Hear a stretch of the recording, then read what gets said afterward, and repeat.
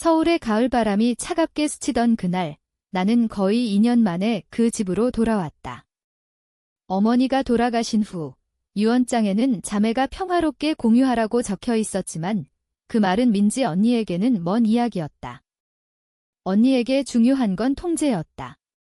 공항에서 택시를 타고 그 교회 주택 앞에 도착했을 때 나는 가방을 들고 스스로를 다독였다. 최악을 상상하지 마. 그녀가 문을 열어줄 거야. 현관 계단에 떨어진 낙엽들이 경고처럼 흩어져 있었다. 일리노이의 가을처럼 한국의 이 계절도 아름다워 보이지만 속에는 뭔가 잘못된 게 느껴졌다. 문 앞에 서서 열쇠를 쥐었다.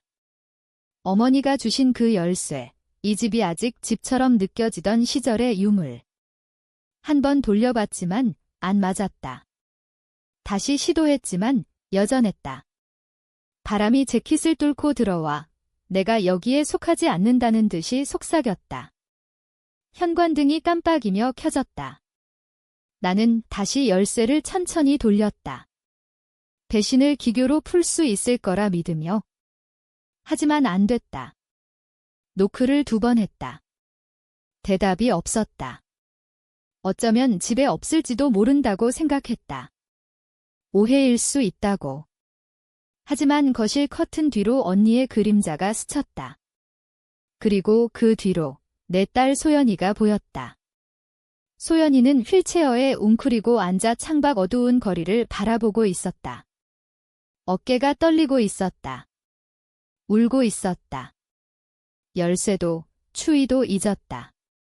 뒤로 물러서서 커튼 사이로 애써 들여다봤다. 소연이의 손이 무릎에 움츠러들었고 뺨이 얼룩져 있었다. 아무도 옆에 무릎 꿇지 않았다. 아무도 위로하지 않았다. 안에서 목소리가 들려왔다. 현우 오빠, 그냥 가라고 해. 날카롭고 확실했다. 언니의 대답이 이어졌다. 너무 크고 자랑스러운 듯이. 드디어 누가 말했네. 현관등이 웅웅거렸다. 몸은 움직이지 않았지만 내 안에서 무언가 금이 갔다. 소리 없이 깨지는 그런 균열, 모든 걸 바꿔놓는? 나는 소리치지 않았다. 다시 노크하지 않았다. 눈은 소연이에게 고정됐다. 비싼 창문 뒤로 소연이의 흐느낌이 가려져 나 같은 사람을 막아내기 위해 밀봉된 채 머릿속이 빙글빙글 돌았다. 작년에 언니가 약속했다. 언제든 방이 있어. 지은아, 그 자리에서 웃으며 그 연기 같은 달콤함으로. 어쩌면 그건 다른 사람을 위한 말이었을까? 아니면 처음부터 거짓이었을까? 핸드폰을 꺼냈다. 신호가 없었다. 당연히. 잠시 상상했다. 소리치고 문을 두드리고 강제로 들어가는 걸. 하지만 소연이는 뭐를 기억할까? 엄마가 미친 듯 소리친 걸, 아니면 문이 열리지 않은 걸. 창문으로 다가가 소연이를 똑똑히 봤다. 여전히 울고 여전히 혼자. 손을 유리에 살짝 올렸다. 조용한 인사. 소연이의 머리가 천천히 돌아갔다. 눈이 붉었다. 우리의 시선이 잠깐 마주쳤고 소연이가 고개를 돌렸다. 손이 떨어졌다. 안에서 현우가 술을 따랐다. 언니가 핸드폰에 웃음을 터뜨렸다. 나는 현관에 서서 보이지 않는 존재가 됐다.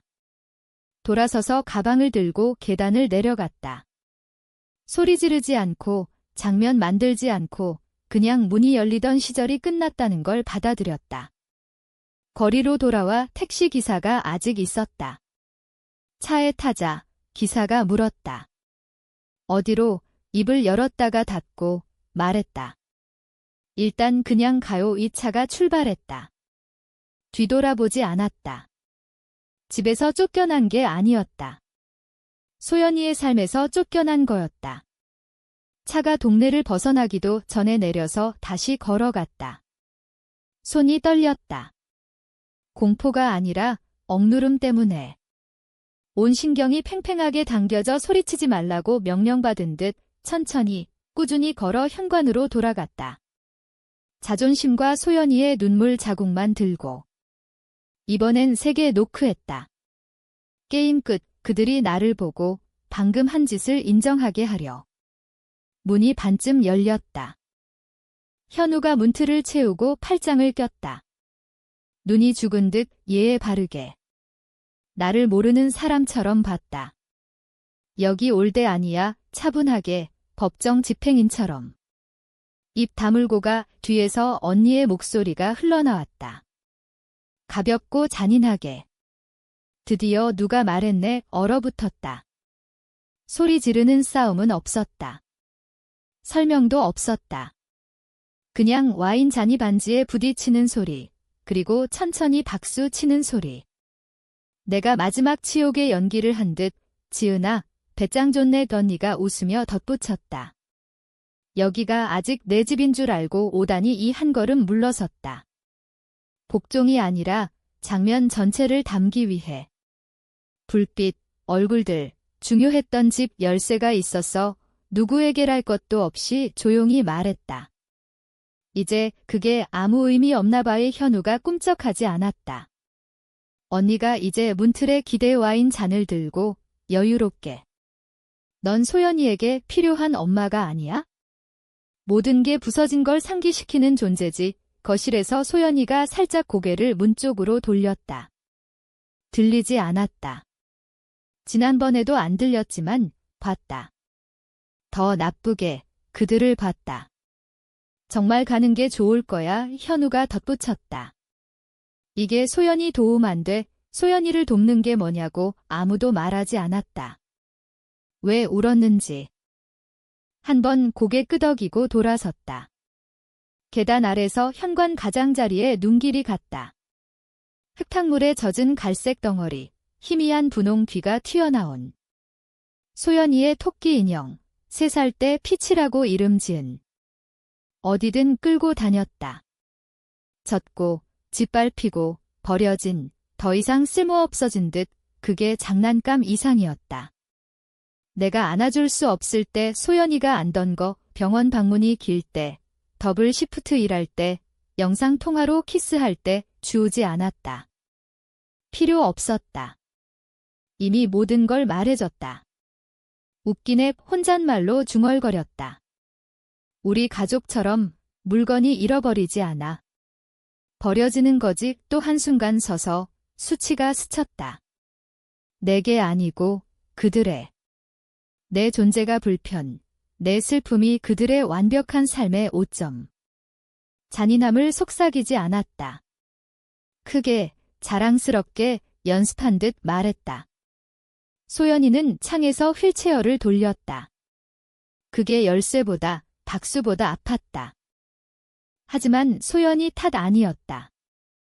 아이가 삶에서 사랑이 편집되는 걸 보면 그게 없었던 줄 안다. 집을 천천히 훑었다. 기억하기 위해. 왜냐면 그랬으니까. 소리 지르지 않을 거야? 애원하지 않을 거야? 얼굴들, 가구 배치, 현우 목소리의 미끄러짐, 언니가 선 넘을 때의 미소 곡선. 쇼 끝에 박수 치는 거. 이내 연기는 시작도 안 했다. 보도로 걸으며 신발이 자갈을 밟았다. 어깨 넘어 한 번 더. 그들에게 아니고 유리 뒤 소녀에게. 그들은 내가 빈손으로 갔다 생각하지만 필요한 모든 걸 챙겼다. 잠을 이루지 못했다. 몸은 가만히 누웠지만 마음은 그 이미지로 돌았다. 유리 뒤 울던 소연이, 언니의 자랑스러운 박수 소리가 머릿속에 메아리 쳤고 젖은 인형. 그건 소연이에게 아니었다. 내 거도. 치료비 마련으로 더블 시프트 일한 밤들의 증거. 면과 실로 된 사랑, 이제 쓰레기처럼 버려진. 아침에 법원 근처 작은 카페로 갔다. 화려하지 않고 조용한 곳. 5사람들이 쓴 커피 마시며 과거를 잊으려 애쓰는. 뒷자리 부스에 앉아 침난 머그잔으로 손을 녹이며 차 트렁크에서 꺼낸 낡은 상자를 봤다. 내 과거, 진짜 거, 의료 영수증, 학교 메모, 치료 일정, 소연이가 병상에서 그린 스케치. 그때는 감상으로 모았다. 이제 탄약이었다. 서류를 넘기다 이상한 게 눈에 띄었다. 수학과 입원 양식, 일상적인. 그런데 상단주 보호자란에 글씨가 내게 아니었다. 언니의. 처음엔 행정 오류라 생각했다. 하지만 더 보니 내 이름이 지워지고 언니 서명이 굵고 깨끗했다. 소연이 사고 후 2주 날짜. 악마는 세부에 있다 예상사가 말했다. 이 세부가 소리쳤다. 밖으로 나가 클리닉에 전화했다. 접수원이 기록부로 넘겼고 그녀의 밝은 목소리가 전할 내용과 안 맞았다. 파일에 민지 씨가 소연이의 유일한 의료 결정권자로 돼 있어요. 핸드폰을 3개 쥐었다. 부보호자 없고 생모도 없어요. 논쟁하지 않았다. 뭐라고? 언니가 날 지웠다 확인해줘서 고마워. 파일 복사본 이메일 요청했다. 왜냐 물으니 교정하려고요 라고 하고 끊었다. 차에서 글러브 박스 뒤지다. 티슈 대신 부드러운 천에 쌓인 걸 꺼냈다. 어머니의 옛 일기장. 완전히 잊었다. 소연이 2번째 수술 후 주신 거 있어봐. 지은아. 아니면 그들의 버전을 믿게 될 거야. 조심히 펼쳤다. 오래된 잉크와 낡은 종이 냄새가 추억처럼 덮쳤다. 사선 필체로 장보기 목록, 가족 레시피, 책 인용, 중앙 페이지에. 지은이는 부드러워. 하지만 나를 놓지 않은 애야. 내가 나를 놓아도 후목이 메었다. 오랜 세월, 언니는 체계적, 성공적, 세련된 칭찬받았다. 어머니는 날 봤다. 이룬 게 아니라 견딘 걸. 가장 큰 칭찬은 속삭이는 거, 다른 누구도 안 듣게. 그 오후, 작은 임대 아파트 책상에 앉아 비뚤어진 램프로 비추고 침묵에 둘러싸여. 내 아카이브를 쌓았다. 문서 스캔, 음성 메시지 저장, 날짜, 시간, 이름 라벨링. 언니가 흔적 지운다고 생각한 순간들. 나는 길을 재건했다. 긴 게임 하고 싶다면 해주지. 하지만 판을 바꿨다. 분노 아니었다. 필요 없었다. 영수증 있었다. 가정법 로펌 연락처 북마크. 아직 안 불렀다. 필요 없으니까. 먼저 모으기 끝내야. 조용함은 약함 아니야. 장전이야. 그들은 종이 흔적 위조했다. 나는 벽돌처럼 내 걸 쌓을 거야. 그 문이 얼굴에 닫히고 소연이를 유리로 본 지 4일 지났다. 전화 안 하고 애원 안 했다. 침묵이 때론 소리보다 크게 메아리 친다는 걸 일찍 배웠다. 그래서 언니가 갑자기 문자로 점심 초대했을 때 옛날처럼 우리만이라고 친절 아니라는 걸 알았다. 함정이었다. 그래도 갔다. 화해 기대 아니고 관찰하려. 집은 쇼룸처럼 변함없었다. 안 공기가 레몬 세정제와 판단 냄새. 식탁이 4명분 차려졌다.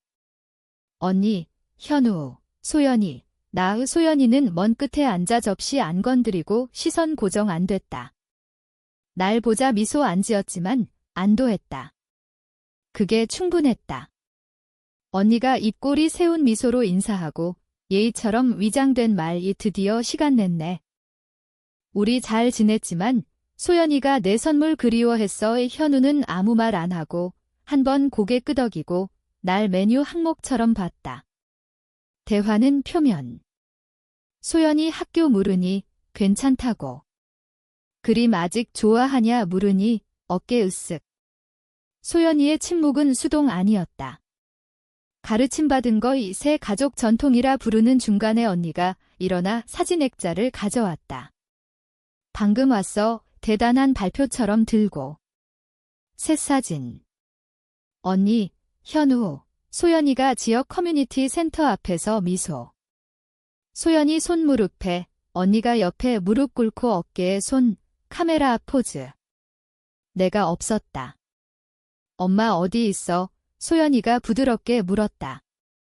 언니가 꿈쩍 안 했다. 그건 우리 모두 지난 단계야. 깜빡였다. 소연이는 이해 안 했지만 나는 했다. 언니가 내 시선 돌리고 서랍에서 옛 사진 꺼냈다. 어머니 생일, 우리 모두. 소연이 4살 코에 프로스팅, 촛불 꺼진 후 날 붙잡던. 언니가 사진 보고, 날 보고 주저없이 반으로 찢었다.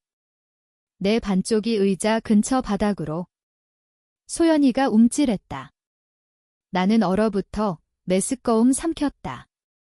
행위가 아니라 그 후 미소 때문에. 할 일 목록 끝낸 듯 대화하려 왔잖아. 얘 차분히 말했다. 과거 다시 쓰지 말고. 아, 제발, 언니 말했다. 넌 그 역할에 매달렸지만 일시적이었어, 지은아. 내가 만지는 모든 것처럼 대답 안 했다. 일어나 찢긴 내 반쪽 주워 깔끔히 접었다. 모든 게 온전할 필요 없어. 중요하면 코트 주머니에 넣고. 물 2모금 더 마시고 2분 머물렀다. 소연이 눈이 날 따르는 거 볼 만큼. 테이블 떠났다. 하지만 문에 다다르기 전에 돌아섰다. 이 점심이 또 상처로 끝나게 안 할 거야? 미소와 사진 위조할 수 있어, 언니. 법적 문서도. 하지만 어머니 유언장 서명한 날은 못 위조해. 건니가 고개 기울이며 재미있어 했다. 뭐 비난하는 거야? 아니, 조사하는 거야. 그 오후 구청으로 갔다. 어머니 유언장 인증 복사본 요청. 개정됐어요. 직원이 말했다. 4개월 전 처리. 민지 씨가 유일 수혜자, 서명과 공증 증인 누구냐 물으니 현우. 당연. 개정 제출 날짜 기록. 타임스탬프 보여줬다. 그 주말 언니가 어머니 너무 아프다 방문 안 된다고 했던. 내가 쉬고 가족 숨쉬게 하라고 했던. 어머니 그 주말 침대에 누워 펜도 제대로 못 쥐었다. 과거 지워야 미래 위조할 수 있지. 혼잣말로 중얼거리며 복사본 들고 나왔다. 곧장 언니 집으로 갔다. 싸움 시작 아니고 소리 지르지 않고 메시지 돌려주려. 문 열자 기다린 듯 벌써 왔어. 눈 맞추기만 들어갔다. 과거가 내 생각만큼 묻힌 게 아니야? 나 사비석 언니가 이긴 듯 웃었다. 하지만 게임 바뀐 걸 알며 나왔다. 언니가 어머니 유언장에서 내 이름 찢은 지 일주일 지났다. 사과도 설명도 없었다.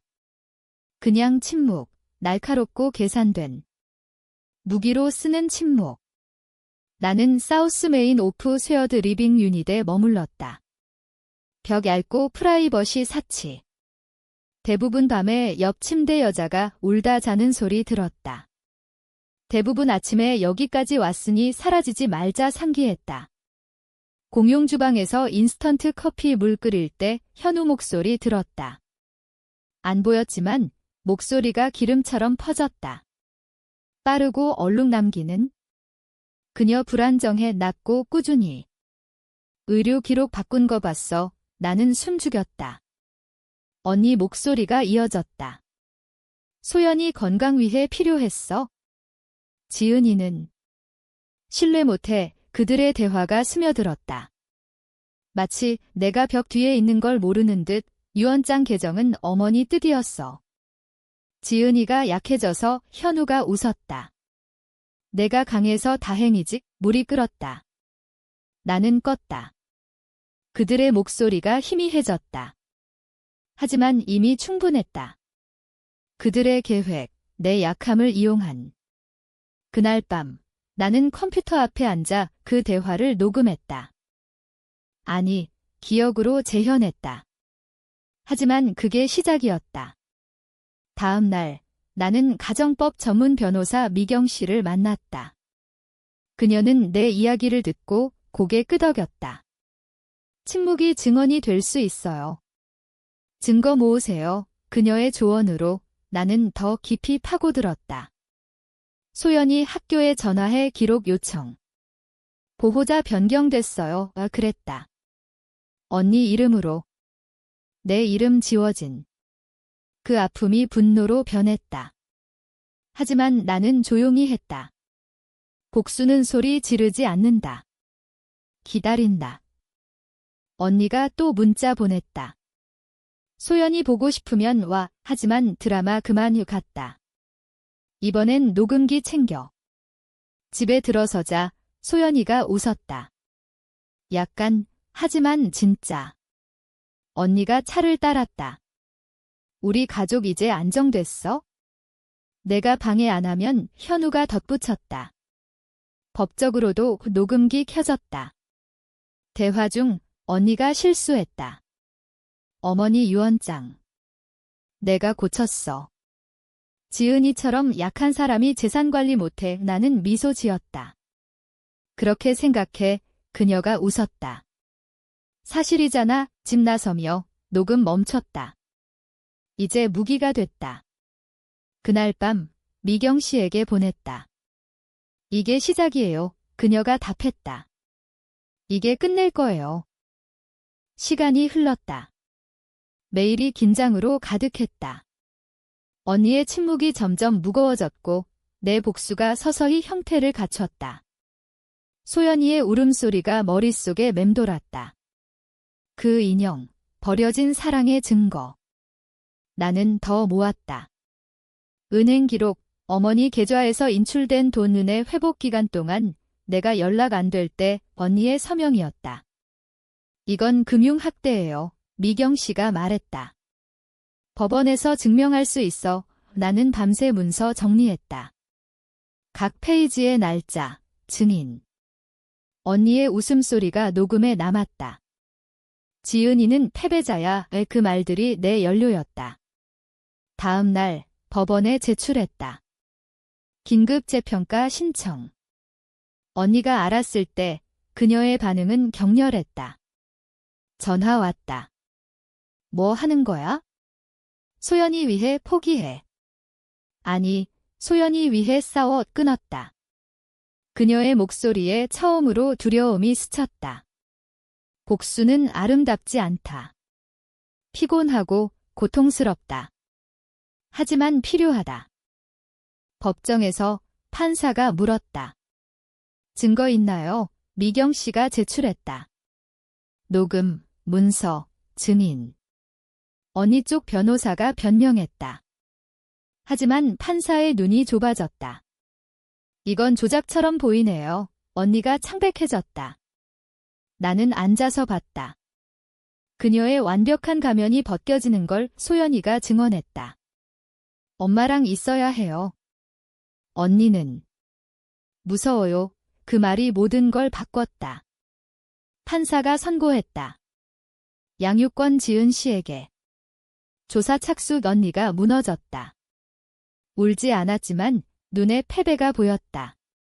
나는 승리 느끼지 않았다. 그냥 자유. 소연이가 손잡았다. 집 가자. 엄마, 우리는 나갔다. 뒤에 배신과 침묵의 잔해를 남기고. 복수의 대가는 크다. 하지만 선택의 대가는 더 크다. 이제 우리는 새로 시작한다.